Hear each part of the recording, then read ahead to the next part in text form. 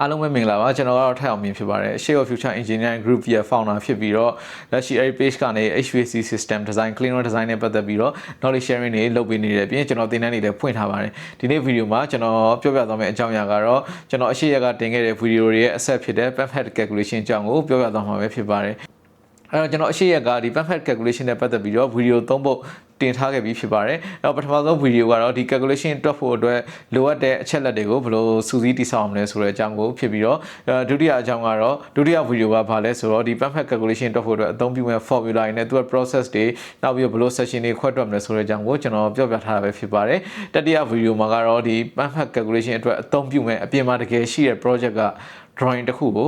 တောင်းပြီးတော့ဗောနော်ကျွန်တော်ဒီ schematic diagram နဲ့layoutအကြောင်းကိုကျွန်တော်ရှင်းပြထားပါတယ်အဲ့တော့အဲ့ဒါကိုကြည့်ပြီးတော့မှဒီဟာကိုဒီအခုဗီဒီယိုကိုကြည့်မယ်ဆိုလို့ရှိရင်ဒါ system တစ်ခုလုံး calculation process အစအဆုံးတစ်ခုလုံးကိုနားလည်တော့မှဖြစ်တဲ့အတွက်ကြောင့်မလို့လေ့လာနေတဲ့သူတွေအနေနဲ့ဗောနော်ပို့ပြီးတော့နားလည်သဘောပေါက်ပါလိမ့်မယ်ဒီတတိယမြောက်ဗီဒီယိုမှာဗောနော်ကျွန်တော် drawing တွေအကြောင်းရှင်းပြခဲ့တော့ကကျွန်တော်က section 3ခုခွဲထွက်သွားမယ်လို့ကျွန်တော်ပြောခဲ့ပါတယ်အဲ့ဒီ section တွေကဘာလဲဆိုတော့ chilled water pump ကနေပြီးတော့ခြေလာကိုသွားတဲ့ section တစ်ခုပြီးဒီခြေလာကနေပြန်ထွက်လာပြီးတော့ air handling unit ရဲ့ cooling coil ကိုသွားတဲ့ section တစ်ခုနဲ့အဲ့ဒီ cooling coil နေပြန်ထွက်လာပြီးတော့ဗောနော် chilled water pump စီကိုပြန်သွားတဲ့ section တစ်ခုဆိုပြီးတော့ဒါကျွန်တော် section 3ခုခွဲပြီးတော့တွက်ပြသွားမှာပဲဖြစ်ပါတယ်အဲ့တော့ဒီ section တွေကိုခွဲတွက်တဲ့အခါမှာကျွန်တော်ကဗောနော်အစားအဆုံးတော့ကျွန်တော်အကုန်လုံးကိုတွက်ပြမှာမဟုတ်ပါဘူးဘာဖြစ်လို့လဲဆိုတော့ဒီ calculation တွေကအရင်ကြာတာဖြစ်တဲ့အတွက်ကြောင့်မလို့အစားဆုံးတွက်ပြမယ်ဆိုလို့ရှိရင်အချိန်တော်တော်ယူရမှာမလို့ဖြစ်ပါတယ်အဲ့တော့ကျွန်တော်ဗောနော်ဒီ calculation မှာမဖြစ်မနေတွက်ရတဲ့အရေးကြီးတဲ့ဒီ fitting တွေတွက်ရမယ် pressure drop နဲ့ straight pipe တွေတွက်ရမယ် pressure drop အကြောင်းကိုကျွန်တော်တွက်ပြသွားပါမယ်အဲ့တော့အဲ့ဒါကိုတွက်တက်သွားပြီဆိုလို့ရှိရင်ကျွန်တော်တို့ရွေးချယ်ထားတဲ့ pressure losses အများဆုံးဖြစ်နိုင်တဲ့ line ကဒီ fitting တွေ straight pipe တွေကိုလွယ်ကူတွက်တက်သွားပါလိမ့်မယ်အဲ့ဒါတွေအားလုံးပြီးသွားပြီဆိုလို့ရှိရင်ကျွန်တော်တို့ဒီ pressure drop အားလုံးကိုပြန်ပေါင်းပြီးတော့ဒီ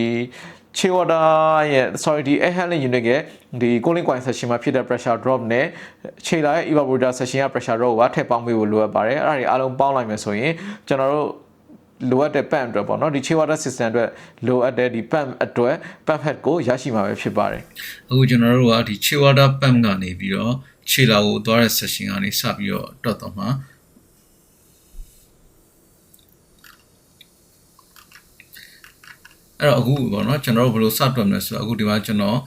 အနီအောင်ပေါ့နော်ဒီမှာ poly line နဲ့အနီအောင် poly line နဲ့ဆွဲပြထားတဲ့ line ပေါ့နော်အဲ့တော့ဒါကကျွန်တော်တို့ pressure losses အများဆုံးဖြစ်နိုင်တဲ့ line ပေါ့နော်ဒီကနေဆင်းသွားတဲ့နေရာအဲ့တော့ကျွန်တော်တို့ကအခုဒီ chilled water pump 1ကနေထွက်ပြီးတော့ဒီကိုပေါ့နော်ဒီ chiller number 3ကိုဝင်တဲ့ section ကိုတွက်မှာပေါ့နော်အဲ့ line ကိုတွက်မှာဖြစ်တယ်အဲ့ဒါကြောင့်မို့လို့ကျွန်တော်တို့ဒီ chilled water pump ကို section ဖြတ်ထားတဲ့ဒီ section AA ကိုကြည့်ရအောင်เนาะ chilled water pump number 1အဲ့တော့ကျွန်တော်တို့ section AA ကိုကြည့်မယ်ဆိုလို့ရှိရင်ဒါဘာမှလဲဆိုဒီမှာเนาะ section AA အဲ့ section AA မှာဒီ chilled water pump number 1ကနေထွက်သွားတာကဒီရေရဲ့ flow direction ပေါ့เนาะအဲ့တော့ကြည့်မယ်ဆိုရင်ဒီရေကဒီတောက်လျှောက်ပေါ့เนาะဒီတောက်လျှောက်တက်လာမှာเนาะဒီ pipe တောက်လျှောက်တက်လာပြီးတော့သူကဘယ်ကိုသွားမလဲဆိုတော့ဒီ main pipe ကိုသွားမယ်အဲ့တော့ကျွန်တော်ဒီ 3D drawing မှာကြည့်လိုက်လို့ရှိရင်အဲ့ဒါကဘယ်နေရာကိုမြင်ရလဲဆိုတော့ဒီဘက်အစွန်ဆုံး chilled water pump ပေါ့နော်ဒီကနေပြီးတော့ဒီနေရာနေပြီးတော့ flow direction အပေါ်တက်လာမယ်တက်လာပြီးတော့သူကဒီ main pipe ကိုဝင်မယ်เนาะဒီ main pipe เนาะအဲ့ဒီ main pipe အဲ့တော့ဒီ main pipe ကနေပြီးတော့တောက်လျှောက်လာတယ်ပြီးတော့ရေကဒီအပေါ်တက်လာမယ်တက်လာပြီးတော့သူကဒီ chilled water return main pipe ဒီခြေလာရဲ့ main pipe စီကိုဝင်မယ်ဝင်ပြီးတော့မှဒီဘက်ကိုဆက်သွားမယ်เนาะleft to right ပေါ့ဒီပုံမှာဆိုရင်ပြီးတော့မှဒီအပေါ်ပြန်တက်လာပြီးတော့ဘယ်ကိုဝင်မလဲဆိုတော့ဒီခြေလာပေါ့နော်ဒီ bike ကနေတဆင့်ဒီအဝိုင်အောင် bike ပေါ့နော်ဒီ lane အောင် bike ဒီ bike ကနေခြေလာတဲ့ဝင်မှာပေါ့နော်အဲ့တော့ကျွန်တော်တို့ကအဲ့လိုဒီ drawing ကိုသိပြီးပြီဆိုတော့ဘယ်နေရာလဲဆိုဒီကနေဝင်မှာပေါ့နော်အဲ့တော့ကျွန်တော်တို့ကအဲ့ဒီ line ကိုတွက်မှာဖြစ်တာကြောင့်မလို့ဒီ chilled water pump ပေါ့နော် chilled water pump အထွက်ဒီကနေစပြီးတော့တွက်မှာတော့ရှာနော်အားကြောင့်မလို့ဒီမှာဆိုရင်ဒါ expand ဖြစ်သွားတဲ့ section ကို fitting ကိုတွက်မယ်ပြီးတော့ဒီမှာ flexible connector ကိုတွက်မယ်ဒါပြီးလို့ရှိရင်ဒီကြားမှာ short pipe လေးတစ်ခုရှိရဲအဲ့ဒါကိုလည်းတွက်ကြမယ်နောက်ပြီးတော့ဒီမှာ check bar ရှိရเนาะ check bar လည်းတွက်ရမယ်နောက်ပြီးတော့ဒီကြားမှာ short pipe တစ်ခုရှိရဲအဲ့ဒါကိုတွက်ရမယ်နောက်ပြီးတော့ဒီမှာ butterfly valve ရှိမယ်ပြီးရင် straight pipe လာမယ်ဒါပြီးလို့ရှိရင်ဒီမှာ elbow လာမယ်ပြီးလို့ရှိရင်ဒီနေရာပေါ့နော် main pipe ကိုဝင်သွားတဲ့ဒီနေရာမှာ T branch ဆိုတဲ့နေရာရှိမယ်เนาะအဲ့ပြီးတော့ရင် T branch ပြီးတော့ရင်ဒီမှာ main pipe ရှိမယ်เนาะဒီ main pipe အကြီးပေါ့เนาะအဲ့ပြီးတော့ဒီမှာနောက်ထပ် T line ရှိမယ်ပြီးရင် main pipe အကြီးပြန်လာမယ် T branch ဆိုပြီးတော့ပြန်လာမှာเนาะအဲ့ဒီ chilled water pump တစ်လုံးကကျွန်တော်တို့ schematic diagram ကိုအရှိ video မှာကျွန်တော်ပြောခဲ့တယ်မှာပေါ့เนาะဒီ chilled water pump တစ်လုံးက1632 liter per minute ရှိတယ်เนาะအဲ့တော့ကျွန်တော်တို့ဒီ drawing မှာကြည့်လိုက်လို့ရှိရင်ဒါဘာတွေ့မလဲဆိုတော့ချီဝါတာပန်က 2GD 1 standby ဖြစ်တဲ့အတွက်ကြောင့်မလို့ဒါတစ်လုံးကို1632ဆိုတော့ချီဝါတာပန်နှလုံးဆိုလို့ရှိရင်3264 liter per minute ပေါ့နော်အဲ့တော့ကျွန်တော်တို့ဒီကနေထွက်လာတဲ့အချိန်မှာတော့ဒါ1632ဒါပေမဲ့ဒီ main byte ကိုရောက်တဲ့အချိန်မှာဒါ3264နဲ့ကျွန်တော်တို့စဉ်းစားပြီးတွက်ပါမယ်နော်အဲ့တော့ဒါပြီးလို့ရှိရင်ဒီဘက်ကိုပြန်လာကြည့်မယ် section ကိုနော်အဲ့တော့ဒီ section မှာကြည့်မယ်ဆိုရင်ဒါ chip order အထွက်မှာရှိရဲ့သူကဒီ fitting တွေကိုမြင်ရမှာဖြစ်တဲ့အတွက်ကြောင့်မလို့ကျွန်တော်တို့အဲ့ဒါကိုကြည့်ပြီးတော့ကျွန်တော်တို့ဒီ fitting တစ်ခုချင်းစီနောက်ပြီးတော့ straight pipe မှာဖြစ်တဲ့ pressure drop ကိုကျွန်တော်တို့တွေ့ရမှာပေါ့အဲ့တော့ number 1ကဒါ expand ဖြစ်သွားတဲ့အတွက်ကြောင့်မလို့ဒါဒီ expand ဖြစ်ဥစားပေါ့နော် expand ဖြစ်သွားတဲ့အတွက်သူ့အတွက် pressure drop တွေ့ရမယ် number 2ကဒါ flexible connection အတွက်တွေ့ရမယ် number 3ကဒါ straight pipe အတွက်တွေ့ရမယ် number 4က check bar အတွက်တွေ့ရမယ် number 5ကဒါ straight pipe number 6က butterfly bar number 9က straight pipe number 8ကဒါဘာလဲဆို elbow နောက်ပြီး number 9ကဒီကို main pipe ကိုဝင်သွားတဲ့နေရာအဲ့တော့အဲ့ဒါကိုကျွန်တော် 3D drawing မှာမြင်ရမှာပေါ့နော် number 9ဒီနေရာပေါ့နော်ဒီအောက်ဒါကျွန်တော်တို့ T branch နဲ့တွက်မှာပေါ့နော်အခုဒီမှာပြထားတာကဘာလဲဆိုတော့ဒါကျွန်တော်တို့အလုပ်ထဲမှာတောင်းတဲ့ဒီ pressure drop calculation sheet ပေါ့နော် pump head calculation sheet ပေါ့ကျွန်တော်တို့ကဒီ system တစ်ခုလုံးကိုဒါ pressure losses ကိုတွက်ပြီး pump head ကို selection လုပ်ပြီးသွားပြီဆိုလို့ရှိရင်ဒီ calculation sheet နဲ့ drawing ကိုတွဲပြီးတော့ consultant ကို submission လုပ်ရပါတယ်အားကြောင့်မလို့ကျွန်တော်ကပေါ့နော်အခုဒီမှာဆိုရင်ဒီ calculation sheet မှာကျွန်တော် section 3ကိုခွဲပြီးတော့ထည့်ထားတယ်အဲ့ဒါဘာလဲဆိုတော့ pump to chiller ဆိုတဲ့ section ပြီးတော့ဒီမှာ chiller water supply မှာပေါ့နော်ဒီ chiller water supply မှာဒါ chiller to cooling coil ကို storage section ပြီးတော့ဒီ cooling coil နေပြီးတော့ဒီ pump ကိုတော့ပြန်ပြီးတော့လာ chiller water pump စီကိုပြန်လာတဲ့ chiller water return section ပေါ့နော်အဲ့တော့ဒီ section 3ကိုကျွန်တော်တို့ခွဲတွက်မယ်ပြီးတော့ဒီဟိုစားပေါ့နော်ဒီ chiller ရဲ့ evaporator pressure loss ပေါ့နော်ဒီကကျွန်တော်ဘယ်ရရလဲဆိုတော့ကျွန်တော်ရွေးတဲ့ brand ကနေကျွန်တော်တို့ကဒီ chiller selection ပေါ့နော်brand ဒီသူကဒီ brand ကနေရထားတဲ့ဟာပေါ့နော် chiller manufacturer စီကနေရထားတဲ့ data ပြီးတော့ဒီ cooling coil ရဲ့ဒီ pressure drop ကိုလည်းကျွန်တော်ဒီမှာထည့်ပေါင်းပြီးသားပေါ့နော်အဲ့တော့ကျွန်တော်တို့ဒီမှာဒီ pressure losses တွေကိုဒါတွက်ပြီးတော့ထည့်သွားရုံပါပဲအဲ့တော့ဒီ pump to chiller ဆိုတဲ့အတိုင်းပဲကျွန်တော်ခုနက drawing မှာပြခဲ့သလိုပေါ့နော်ဘယ်ကနေစတွက်မလဲဆိုတော့ဒီကျွန်တော် drawing မှာကြည့်မယ်ဆိုလို့ရှိရင်ဘယ်အပိုင်းလဲဆိုတော့ဒီကပေါ့နော်ဒီ fitting number 1အတွက်တော့မဟုတ်ဒီ fitting number 1ကကျွန်တော် drawing မှာ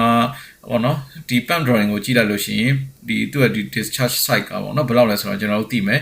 ပြီးတော့ဒီသူ့ရဲ့ဘယ် size တီတာ expand ဖြစ်သွားတာဆိုတော့ diameter 150ပေါ့နော်ဒီ pipe က diameter 150ပေါ့အဲ့တော့ကျွန်တော် drawing အရပေါ့နော်ဒီ pump ရဲ့အထွက်က diameter 100ဆိုပြီးတော့ကျွန်တော်သိတယ်အဲ့တော့ဒီ expand ဖြစ်သွားတဲ့ section က diameter 100ကနေပြီးတော့ diameter 150ကို expand ဖြစ်သွားတာပေါ့နော်အဲ့တော့ကျွန်တော်ရဲ့ဒီ calculation sheet ကိုဖွင့်လိုက်မယ်ဆိုလို့ရှိရင်အခုဒီမှာဘာတွေ့မလဲဆိုတော့ဒီဘက်ကဒါဒီ system တစ်ခုလုံးအတွက်တဲ့ pump head calculation ပေါ့နော်ပြီးတော့ဒီမှာကြတော့ဘာလဲဆိုတော့ဒါက straight pipe ဒီမှာဖြစ်ဖို့ဒါကဘာလဲဆိုတော့ဒါ straight pipe ဒီမှာဖြစ်တဲ့ pressure drop ကိုဒါတွက်ဖို့အတွက်နေရပါတော့ဒါကတော့ဒီ fitting တွေမှာဖြစ်တဲ့ pressure losses ကိုတွက်ဖို့နေရပေါ့အဲ့တော့ကျွန်တော်တို့ကအခုဒါ fitting တွေမှာဖြစ်တဲ့ pressure loss ဖြစ်တာကြောင့်မို့လို့ဘာဖြစ်မလဲဆိုတော့ delta PA = k/v²/2 နဲ့သုံးရမယ်เนาะဒီ expand ဖြစ်သွားတဲ့ section ကိုအဲ့တော့ကျွန်တော်expand ဖြစ်သွားတဲ့ section ကကျွန်တော်တို့မှာ delta P ကကျွန်တော်တို့လိုချင်တဲ့ဟာ k ကဒါကျွန်တော်တို့ပေါ့เนาะ k တန်ဖိုးမသိသေးဘူး rho က density of water ကျွန်တော်တို့သိတယ် v က fluid velocity ဖြစ်တဲ့အတွက်ကြောင့်မို့ဒါကျွန်တော်တို့တွက်ယူလို့ရတယ်เนาะ QAC = AV နဲ့တွက်ယူလို့ရတယ်အဲ့တော့ဒါဆိုရင်ကျွန်တော်တို့မသိတာဘာပဲရှိတော့လဲဆို K တန်ဖိုးပဲမသိတာเนาะအဲ့တော့ K တန်ဖိုးကိုယူမယ်ဆိုလို့ရှိရင်ကျွန်တော်တို့က reference ယူတဲ့နေရာတွေရှိတယ်အထူးသဖြင့်ဒီကျွန်တော်ဆိုရင်ဘယ်မှာသုံးလဲဆိုတော့ဗောနော်ကျွန်တော်သုံးတာကဒီမှာဒါကျွန်တော်သုံးတဲ့ဟာပေါ့နော်ဒီ Azure handbook ကနေယူထားတယ်တချို့ဟာတွေကတခြားဒီစာအုပ်တွေကနေပေါ့နော်ကျွန်တော်တို့က reference ယူထားရရှိတယ်အဲ့တော့ဒီမှာ Azure handbook မှာပေါ့နော်ပြထားတဲ့ဟာကဒီမှာ K-fit ဥစ္စာပေါ့နော် K-factor တွေပါတယ်ဒီ Azure handbook မှာဆိုလို့ရှိရင်เนาะအဲ့တော့ဒီမှာကြည့်လိုက်လို့ရှိရင်ဒီ K-factor မှာဒီမှာဒီပေါ့နော်ကျွန်တော်လိုချင်တဲ့အပိုင်းကိုအတိအကျကျွန်တော်မတွေ့ဘူးပေါ့နော်အဲ့တော့ကျွန်တော်ဘယ်ကနေယူမလဲဆိုတော့ကျွန်တော်တခြားဒီ reference တစ်ခုကနေယူထားပါတယ်အဲ့တော့ဒီမှာ diameter အသေးကဘယ်လောက်လဲဆိုတော့ diameter အသေးက100 mm เนาะပြီးတော့ diameter အကြီးကဘယ်လောက်လဲဆိုတော့150ကို expand ဖြစ်သွားတာเนาะအဲ့တော့ပြီးတော့ဒီကြားတွေက angle ဆိုတော့ဘယ်နေရာကိုပြောတာလဲဆိုတော့ခုနကဒီဥစ္စာပေါ့နော် reference မှာဆိုရင်လည်းပါပါတယ် angle ကဒီကြားရတဲ့ဒီ angle ကိုပြောတာပေါ့နော်ဒီ angle ကိုပြောတာเนาะအဲ့တော့ဒီ angle ကကျွန်တော် manufacturer စီကလာတဲ့ data ရဒါဥစ္စာပေါ့နော်20 degree ဆိုပြီးကျွန်တော်သိရတယ် manufacturer စီကတောင်းလို့ရတယ်ပေါ့နော်ဒီဟာကျွန်တော်အဲ့ဒါထည့်လိုက်တာဒီမှာ k တန်ဖိုးထွက်လာပြီเนาะအဲ့ဒီ k တန်ဖိုးထွက်လာပြီပြီးတော့ကျွန်တော်ရှေ့မှာပြောခဲ့သလိုပဲဒီ pump ရဲ့ flow rate ကဘယ်လောက်လဲဆိုတော့ဒီမှာ 1632 liter per minute เนาะပြီးတော့ diameter ကကျွန်တော်တို့ downstream က diameter ကိုယူမယ်ဆိုတော့ဘယ်လောက်လဲဆိုတော့ diameter 150เนาะအဲ့ဒါကြောင့်မို့လို့ကျွန်တော်ဒီမှာပေါ့နော် diameter 150ပြီးတော့ flow ကဒါဘယ်လောက်လဲဆိုတော့1632 liter per minute เนาะပြီးတော့ K တန်ဖိုးလည်းရပြီဆိုတော့ဒါအဖြစ်ဘယ်လောက်ရလဲဆိုတော့833 pascal ဆိုပြီးရတယ်အဲ့တော့ဒါကဘာလဲဆိုတော့ဒီဘာပေါ့နော် expand ဖြစ်သွားတဲ့အပိုင်းပေါ့နော်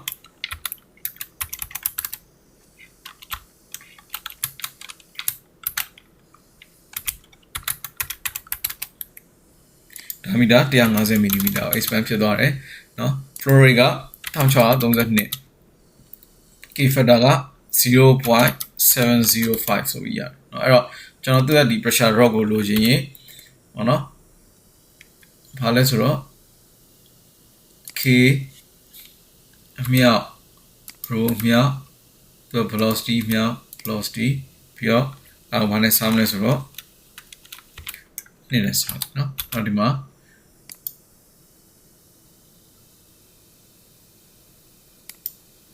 1632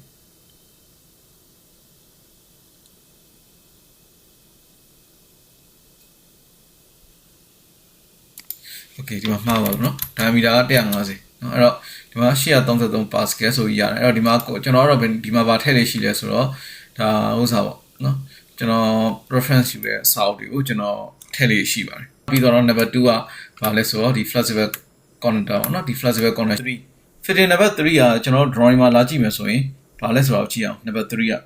AutoCAD drawing မှာလည်းလာကြည့်လို့ရတယ်เนาะဒီ AutoCAD drawing မှာကြည့်လိုက်ရင်ဒါကဗာလဲဆိုတော့ straight pipe เนาะ number 3က straight pipe အဲ့တော့ straight pipe ဆိုတော့ကြောင့်မလို့ straight pipe မှာဖြစ်တဲ့ဒီ pressure drop temporary နဲ့ကျွန်တော်ဥစ္စာပေါ့เนาะ formula နဲ့သုံးပြီးတော့တွက်မှာပေါ့เนาะ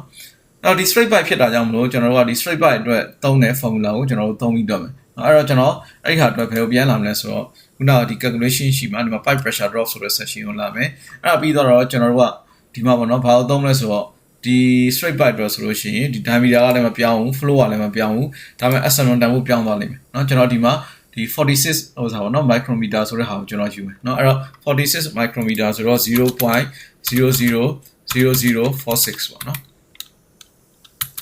အဲ့ဒါပေါ့เนาะအဲ့တော့ကျွန်တော်ဒီမှာ diameter ကတော့မပြောင်းဘူးအဲ့တော့ဒါပြောင်းသွားပြီဖြစ်တဲ့အတွက်ကြောင့်လို့သူကဒီ Renault number ကတော့ဒီလောက်ပဲထွက်အောင်မယ်ဒါပေမဲ့ဒီမှာပေါ့เนาะဒါပြောင်းသွားပြီเนาะ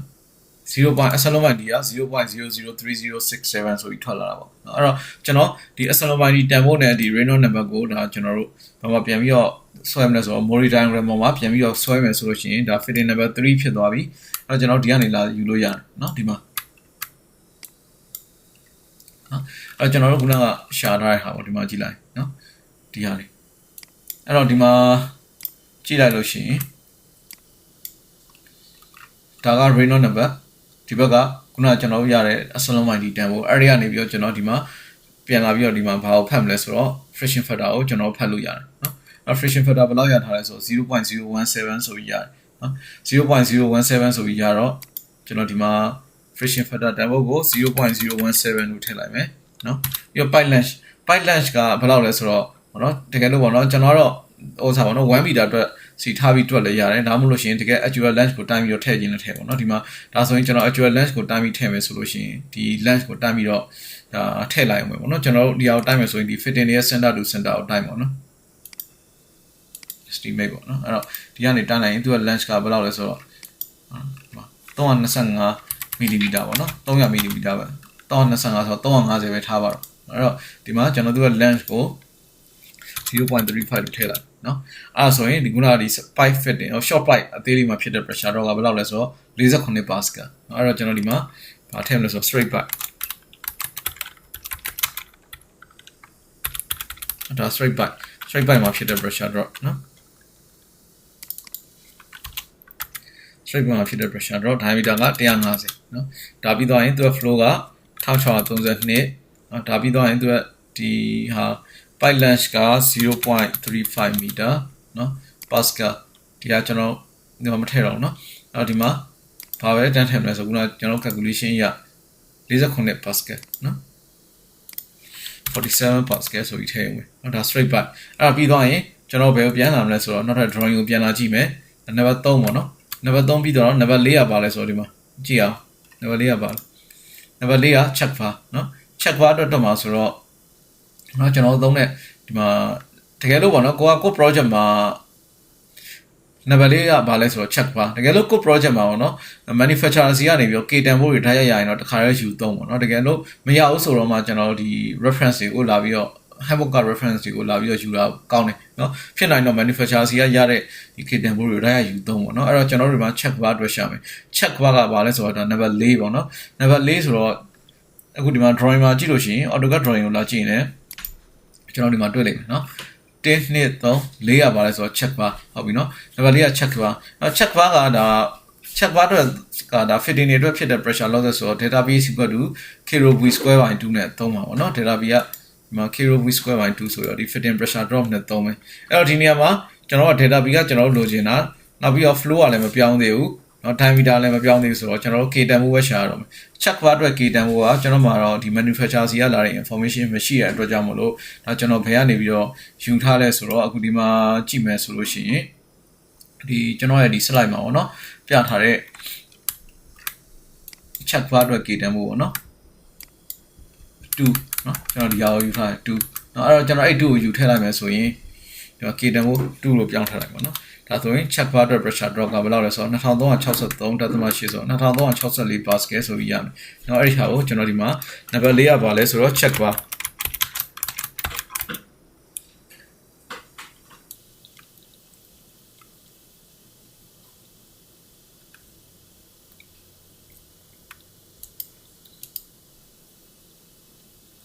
ကျွန်တော်ဒီ straight pipe အတွက်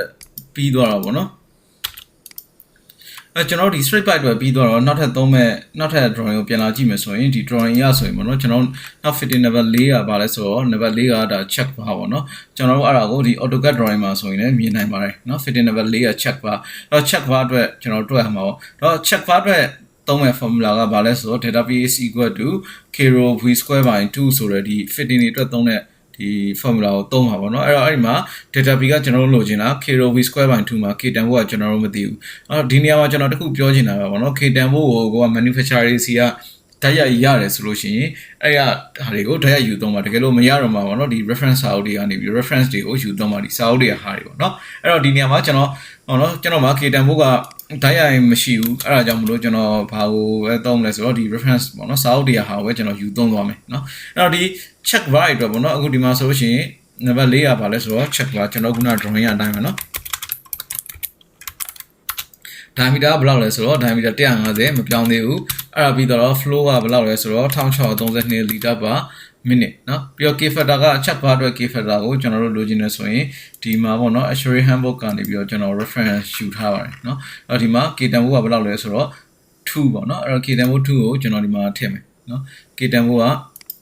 2ပေါ့เนาะကျွန်တော်ဒါကိုထည့်မယ်အဲ့ထည့်လိုက်ရင်ဒီမှာเนาะ check bar အတွက် pressure တော့ကိုတန်းပြီးတော့ကျွန်တော်ရပါလိမ့်မယ်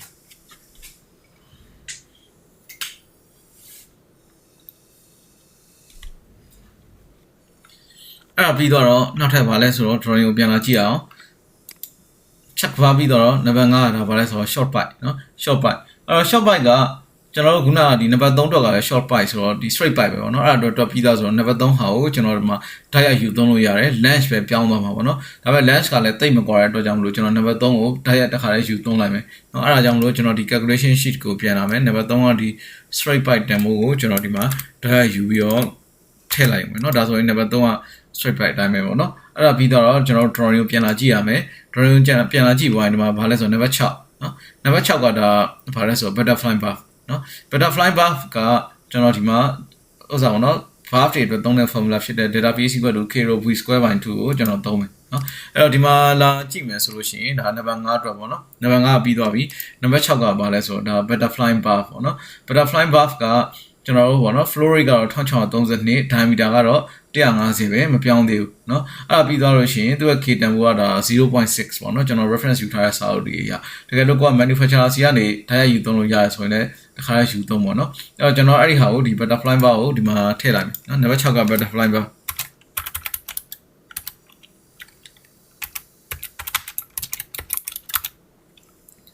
เนาะ diameter 150အဲ့ပြီးသွားရင်1632နော်အဲ့ပြီးတော့သူ့ K10 ဘို့က 0.6 နော်အဲ့ဆိုရင်ဒီမှာ butterfly bar အတွက် pressure တော့ထွက်လာမယ်နော် butterfly bar ပြီးတော့ရင်နောက်တစ်ခုကဘာလဲဆိုတော့ကျွန်တော်တို့ဒီ user ပေါ့နော် drawing ကိုပြန်လာကြည့်အောင်မယ်ဒီမှာ straight by အဲ့တော့ဒီမှာကတော့ length ကပြောင်းသွားပြီပေါ့နော်နံပါတ်9ကပို့ပြီးတော့ဒီ3နဲ့5ထက်ပိုရှိတယ်เนาะအဲ့တော့ကျွန်တော် drawing ကတိုင်းထားတဲ့ဟာဒီမှာတစ်ခါတွက်ပြီးသားအဖြေရှိပါတယ်အဲ့ဒါဘာလဲဆိုတော့နံပါတ်9က straight by diameter မပြောင်းဘူး flow မပြောင်းဘူး pipe length ပဲပြောင်းသွားတာပေါ့နော် pipe length ကကျွန်တော်တိုင်းထားတာဒီမှာ900 mm ဆိုတော့လည်းဒီတိုင်းပဲပေါ့နော်အဲ့တော့ဒီမှာ straight by အတွက်ကဘယ်လောက်လဲဆိုတော့ကျွန်တော်ဒီမှာเนาะ66ဒသမ 6ခွန်ဆိုတော့69 pascal ပေါ့နော်အဲ့တော့ဒီမှာဒါ900 mm ပေါ့နော်ဒီ pipe length ကဒီမှာ straight pipe ကျွန်တော်ဒီဟာပဲယူသုံးမယ်เนาะ pipe length ပဲပြောင်းသွားတာ diameter ရဲ့ flow တွေကမပြောင်းသေးဘူးအဲ့တော့ဒီမှာ pipe length ကိုကျွန်တော် 0.5 လို့ထည့်လိုက်မယ်ပြီးသူကခုနကကျွန်တော်တို့တွက်ထားတာဘယ်လောက်လဲဆိုတော့ဒီမှာเนาะ69 pascal straight pipe အဲ့ပြီးသွားရင်နောက်ထပ်ကျွန်တော်တို့ drawing ကိုကျွန်တော်တို့အဲ့ပြီးတော့ဘာလာကြည့်မလဲဆိုတော့ကျွန်တော်တို့ drawing ကိုပြန်လာကြည့်မယ် drawing ကိုကြည့်လိုက်လို့ရှိရင်ဒီမှာနံပါတ်9ပြီးတော့နံပါတ်10ကပါလဲဆိုတော့ elbow เนาะ90 degree elbow เนาะအဲ့တော့90 degree elbow ဆိုတဲ့အတွက်ကြောင့်မလို့ကျွန်တော်ကဒီမှာเนาะကျွန်တော်ဒီဟာလေးကိုကူးထည့်လိုက်မယ်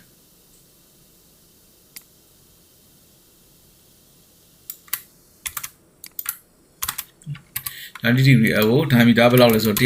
150เนาะပြီးတော့သူ့ရဲ့ flow rate ကကျွန်တော် drawing ကိုပြန်လာကြည့်မယ်ဆိုရင်ဒီအတိုင်းပေါ့နော်ဒီ pan ကထွက်လာတဲ့ flow rate အတိုင်းပဲမပြောင်းသေးဘူးပေါ့နော်ဒီ main pipe ကိုဝင်တော့မှပြောင်းပါအဲ့ဒီမှာ1632ပဲဖြစ်အောင်မယ်เนาะအဲ့သူက flow rate က1632เนาะအဲ့တော့ဒီမှာကျွန်တော်တို့ကသူ့ရဲ့ formula ကဒါ fitting အတွက်ဖြစ်တဲ့အတွက်ကြောင့်လို့ delta p = k rho v square by 2เนาะအဲ့ကျွန်တော်တို့အိမ်မှာဘာမသိဘူးလဲဆိုတော့ဥစ္စာပေါ့နော်ကျွန်တော်တို့ဒီ k tempo ကဘယ်လောက်လဲဆိုတာမသိတော့ကျွန်တော်ဒီမှာဆိုလို့ရှိရင်ကျွန်တော် reference စာအုပ်ဖြစ်တဲ့ဒီ Azure handbook ကနေပဲကျွန်တော်ယူမယ်90 degree elbow regular နဲ့ long radius ဆိုပြီးရှိတယ်ကျွန်တော်တို့ကဒီမှာ regular တွေပဲအသုံးများတာပေါ့နော်အဲ့ဒါကျွန်တော် regular ကိုယူထားတယ်နော်အဲ့တော့90 degree elbow diameter 150အတွက်ကဘယ်လောက်လဲဆိုတော့ k tempo ကဒီမှာ 0.29 နော် 0.29 အဲ့တော့ကျွန်တော်ဒီမှာ k tempo ကိုဘယ်လောက်ထည့်မလဲဆိုတော့ဒီမှာ 0.29 ဆိုပြီးကျွန်တော်ထည့်လိုက်နော်အဲ့တော့ကျွန်တော်ခုနကကျွန်တော်ရဲ့ဒီ slide မှာကြည့်မယ်ဆိုလို့ရှိရင် level 8ကဘာလဲဆို90 degree ပေါ့နော်342.8 pascal pressure losses ဖြစ်တယ်เนาะအဲ့တော့ဒီမှာ level 8ပေါ့နော်အဲ့ပြီးတော့ level 9ကဘာလဲဆိုတော့ elbow လည်းပြီးတော့ဒီ main pipe ကိုဒါ T နဲ့ဝင်သွားတာပေါ့နော်ဒါ T branch နေရာဖြစ်တဲ့အတွက်ကြောင့်မလို့ကျွန်တော်ဒီမှာ T branch ကိုယူတွက်မယ်เนาะအဲ့တော့ဒါဘာလဲဆို level 9 fitting level 9က T branch အဲ့ကျွန်တော်ဒီမှာဘာထည့်မလဲဆိုတော့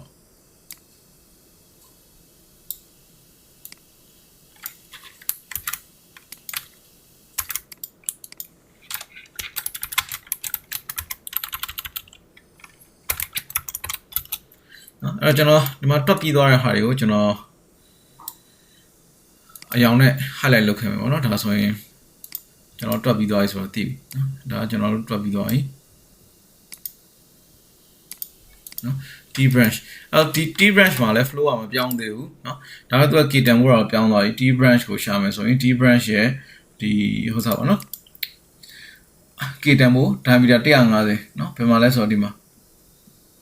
T branch เนาะ K tempo diameter 150အတွက်က 0.12 เนาะ 0.12 sorry T branch အဲ့ဒီမှာ 0.62 เนาะ T branch เนาะဒီနေရာ 0.62 ဆိုတော့ကျွန်တော်အဲ့ဒီ T branch tempo 0.62 ကိုကျွန်တော်ဒီမှာထည့်လိုက်เนาะ 0.62 ကိုကျွန်တော်ထည့်လိုက်เนาะကျွန်တော်အားထည့်လိုက်ပြီဆိုရင်ဒီ T branch အတွက် pressure drop ပေါ့เนาะကျွန်တော်ဒါကိုလည်း PVT ဘိုင်းကိုကျွန်တော်ပြီးသွားပြီเนาะအဲ့ဒါပြီးသွားရင် drawing ကိုပြန်လာကြည့်မယ်ဒီတစ်ခါ Revit drawing ဖွင့်ကြည့်မယ်ကျွန်တော်ဒီနေရာပြီးတော့ဒါ main pipe ကိုရောက်သွားပြီเนาะဒီဟာဘာဖြစ်သွားလဲဆိုတော့ straight pipe ဖြစ်သွားပြီเนาะ straight pipe ပြီးတော့ diameter ချိန်သွားပြီ diameter 200ဖြစ်သွားပြီเนาะပြီးတော့ pan က 2 ဖြစ်တဲ့အတွက်ကြောင့်မလို့ pan နှလုံးစာ flow rate ကဒီ straight pipe မှာရှိတယ်เนาะအဲ့တော့ flow ကလည်းပြောင်းသွားပြီเนาะအဲ့တော့ကျွန်တော်တို့ဒီဟာကဘာလဲဆိုတော့ straight pipe เนาะအဲ့တော့ကျွန်တော်ရဲ့ဒီ slide မှာဆိုရင်လည်းဒါပြထားတယ်เนาะ number 9ပြီးရင် number 10ကဘာလဲဆိုတော့ straight pipe เนาะ straight pipe အတွက် formula ကဒီမှာကြည့်ရင် delta p is equal to f into l by d rho v square by 2အဲ့တော့ဒီမှာ epsilon ကတော့မပြောင်းသေးဘူးဒါပေမဲ့ diameter ပြောင်းသွားပြီ 0.2 meter เนาะ epsilon by d က 0.00023 ဆိုပြီးရတယ် diameter ပြောင်းပြီ flow rate က pan နှလုံးသာဖြစ်တဲ့အတွက်ကြောင့်မလို့ဘယ်လောက်ဖြစ်သွားလဲဆိုတော့1632အမြောက်နှစ်ဆိုတော့3264 liter per minute ဖြစ်သွားတယ်เนาะဒီနေရာမှာ flow rate လည်းပြောင်းသွားပြီเนาะအဲ့ဒါနဲ့ Reynolds number ရမယ် Reno number ကိုဒီမှာ vertical line ဆွဲမယ်ဒီ meridian number ပေါ်မှာเนาะပြီးရင်ကျွန်တော်တို့ရဲ့ဒီ accelerometer တန်ဖို့ညာဘက်ကနေဒီ line လာတယ်အဲ့တော့ဒီ vertical line နဲ့ဒီ curve နဲ့စုံတဲ့နေရာကနေဒီမှာ friction factor ကိုလာဖတ်ရင် 0.017 ဆိုပြီးတော့ရတယ်เนาะ 0.017 အဲ့ဒီဟာတွေကိုကျွန်တော်ဒီမှာ ယူသုံးလို့ရပြီเนาะအဲ့တော့ဒီမှာကြည့်မယ်ဆိုရင် 5 pressure drop လာမယ် diameter က 0.2 ပြောင်းသွားမယ်เนาะပြီးရင် flow က 3264 ဖြစ်သွားမယ်အဲ့တော့ Reynolds number လည်းပြောင်းသွားပြီเนาะအဲ့တော့ဒီမှာသူ့ရဲ့ pressure drop ကသူ့ရဲ့ pipe length ကဒါဘယ်လောက်လဲဆိုတော့ကျွန်တော် drawing ကနေတိုင်းလို့ရတယ်เนาะ drawing ကိုပြန်လာမယ် AutoCAD drawing เนาะလေးအောက်မှာကြည့်ရင်ဘယ်နေရာလဲဆိုတော့ဒီနေရာအဲ့ fitting ရဲ့ center to center ကိုတိုင်းမယ်ဆိုတဲ့အတွက်ကြောင့်မလို့ကျွန်တော်ဒီကနေပြီးတော့ဒီအထိကိုတိုင်းမယ်အဲ့ကျွန်တော် dimension ကိုကျွန်တော် 1:100 ကို set up လုပ်လိုက်မယ်ဒါဆိုရင်ကျွန်တော်တို့နော်ရပြီ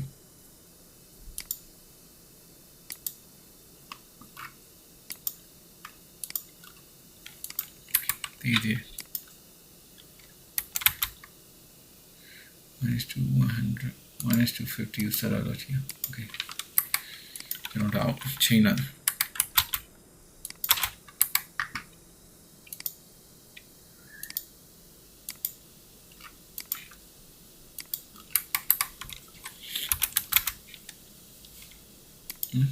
ဒီမှာသူက length ဘယ်လောက်လဲဆိုတော့1200ဆိုရတယ် length က 1.2 meter ပေါ့နော်အဲကျွန်တော်ဒီ length ကို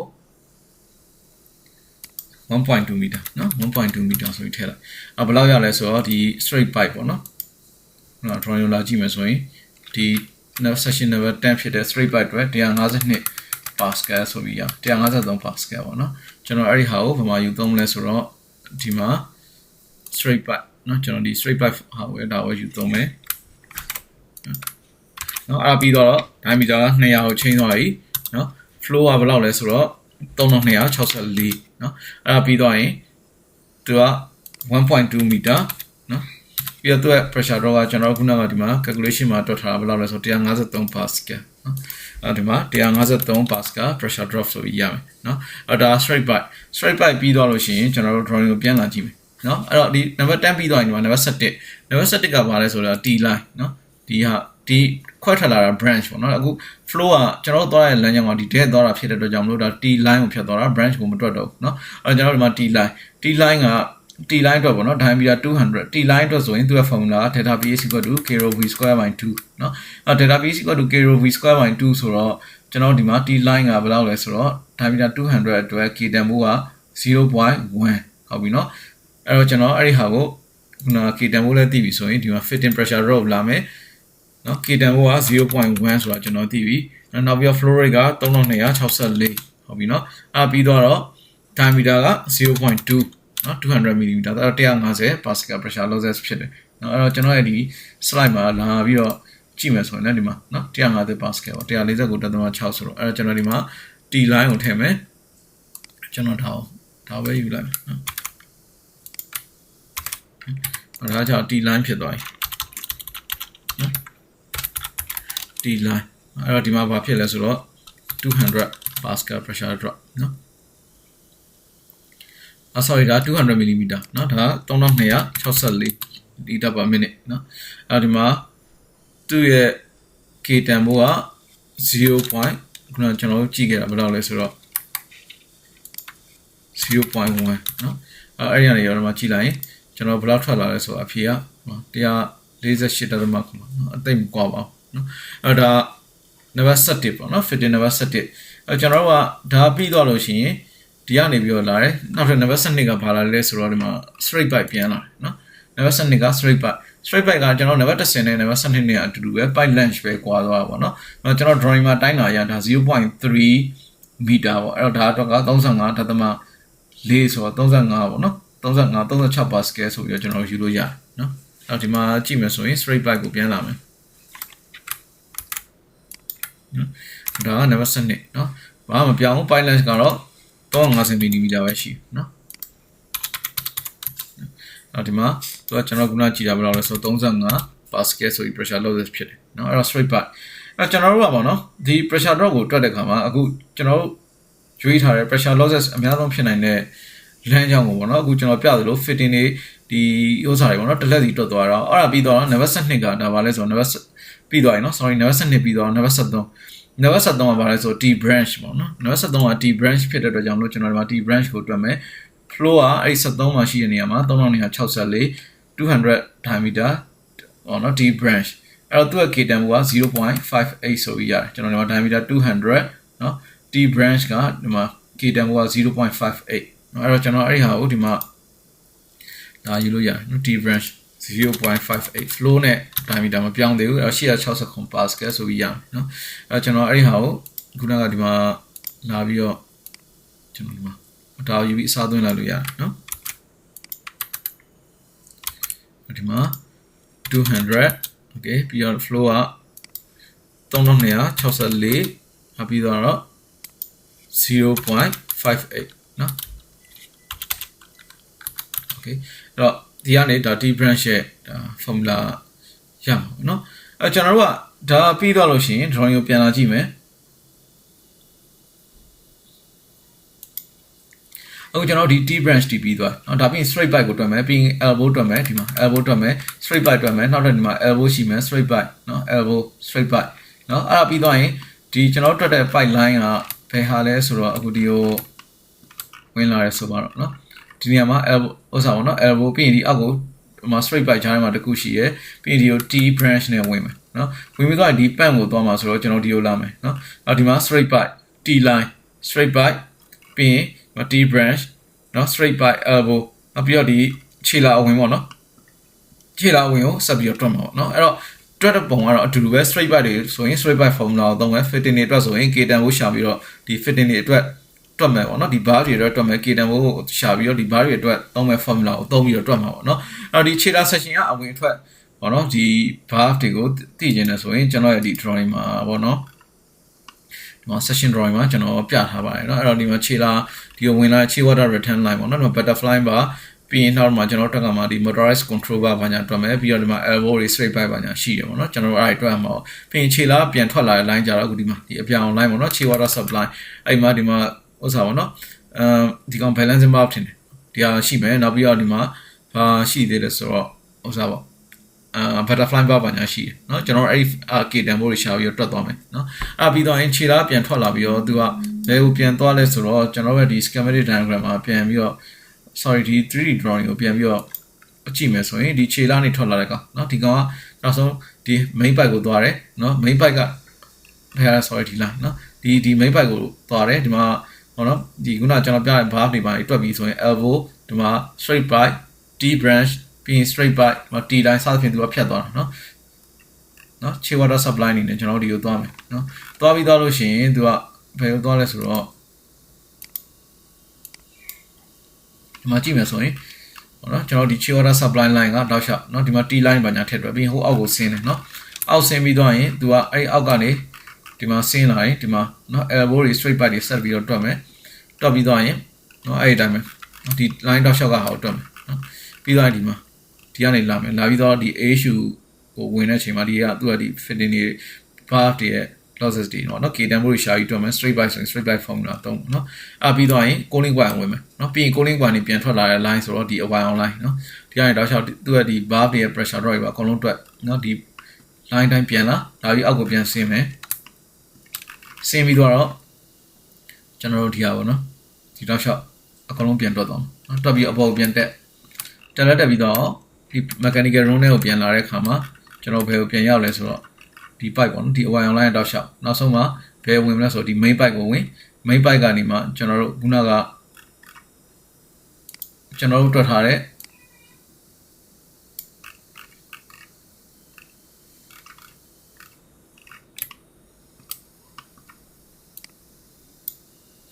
ဒီ main pipe ကိုဝင်မယ်เนาะ main pipe ကိုဝင်ပြီးသွားလို့ရှိရင်အဲ့ဒီကနေမှဒီစင်ကျွန်တော်တက်တွက်ထားတဲ့ဒီဥစ္စာပေါ့เนาะဒီခြေ water pump စီကိုပြန်ဝင်တာပေါ့เนาะအဲ့ဒါပြီးတော့ရင်ကျွန်တော်ကခုနကကျွန်တော် calculation မှာပြထားတဲ့ဒီ air handling unit ရဲ့ cooling coil မှာဖြစ်တဲ့ဒီ pressure drop နဲ့